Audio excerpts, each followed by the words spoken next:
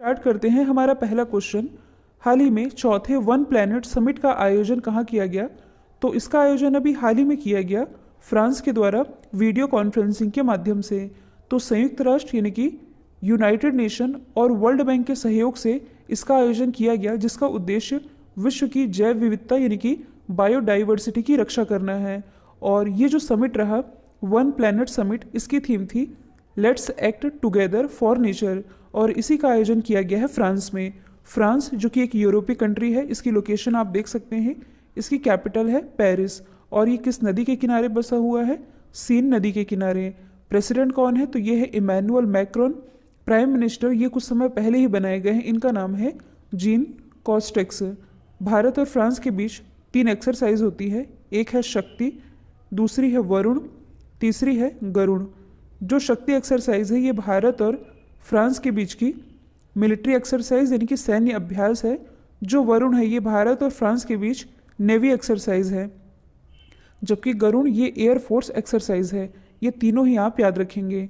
और देखिए कुछ समय पहले ही न्यूज़ आई थी कि जो अपना देश भारत है ये इंटरनेशनल सोलर अलायंस का अध्यक्ष बना है अगले 2 साल के लिए।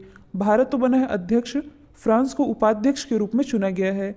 फ्रांस के पास ही ये जो आप देख रहे हैं ये है ब्रिटेन।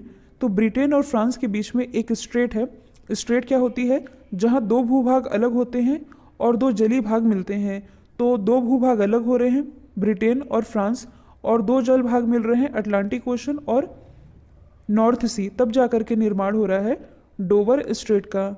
इसके अलावा यही स्थित है इंग्लिश चैनल, और इंग्लिश चैनल को तैर कर भी पार किया जाता है, जो कि यूके और फ्रांस के बीच स्थित है। इसकी दूरी है 34 किलोमीटर, और इस इंग्लिश चैनल को तैर कर पार करने वाले पहले भारतीय हैं मिहिर सेन, और पहली भारतीय महिला ये है आरती साहा। ये एग्जाम में पूछा गया क्वेश्चन है, तो ये आप याद रखेंगे।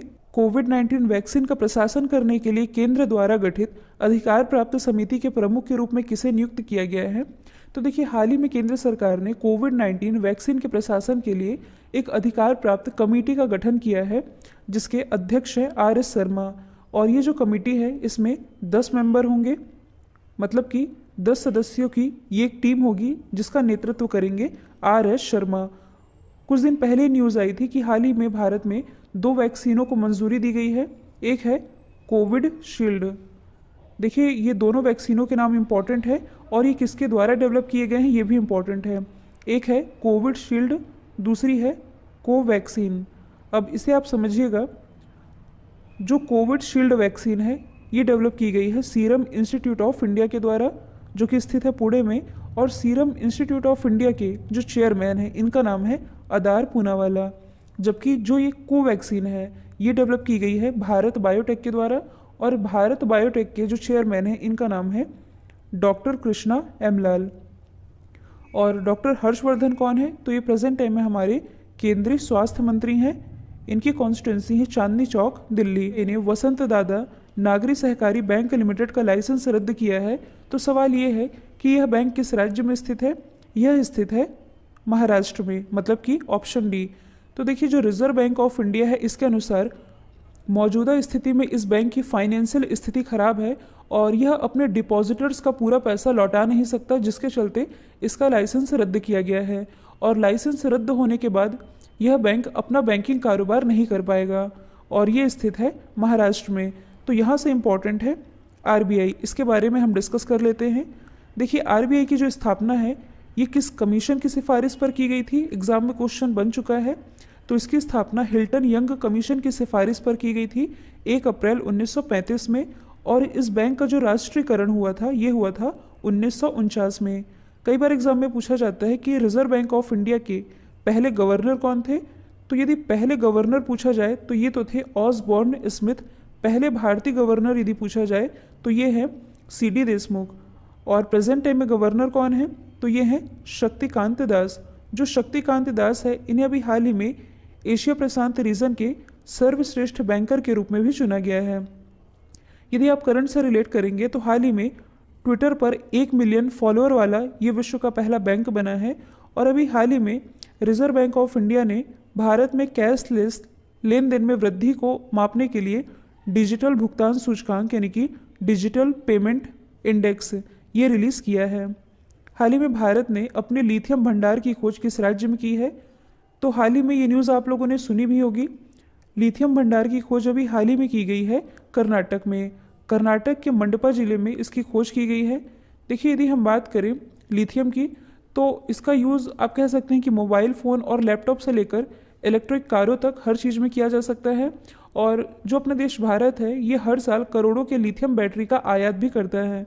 लिथियम से रिलेटेड कुछ बेसिक फैक्ट यदि आप याद करना चाहें, तो लिथियम, इसका एटॉमिक नंबर यानी कि इसकी परमाणु संख्या ये कितनी है?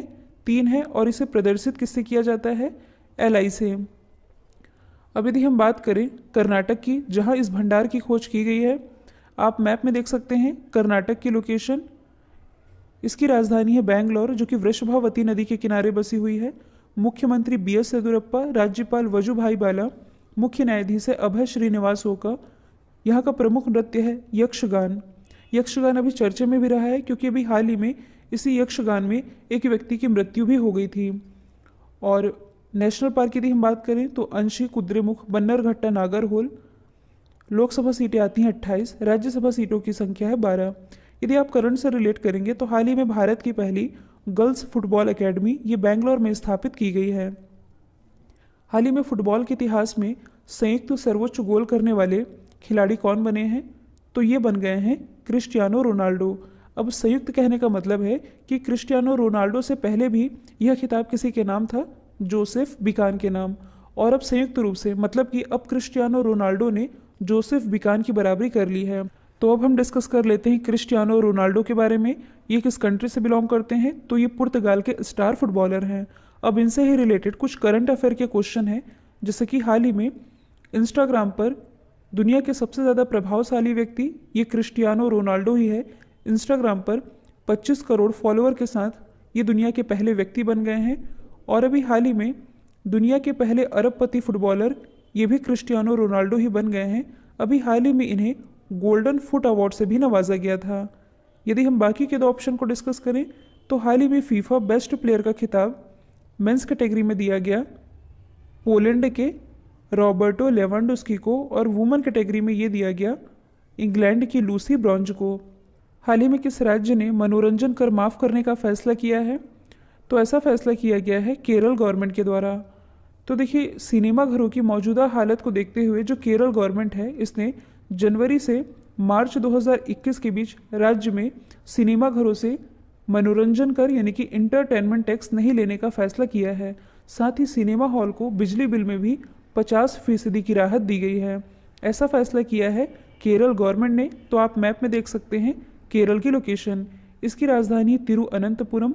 तिरुअनंतपुरम में भारत का पहला स्पेस टेक पार्क ओपन किया गया है।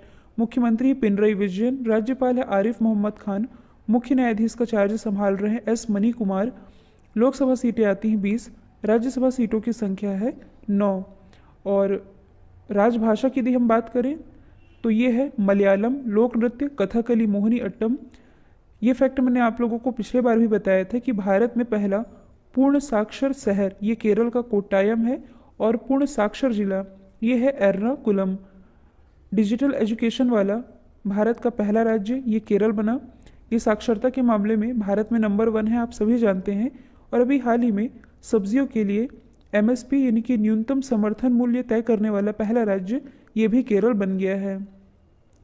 किस राज्य सरकार ने पीपली को पर्यटन हब के रूप में डेवलप करने का फैसला किया है?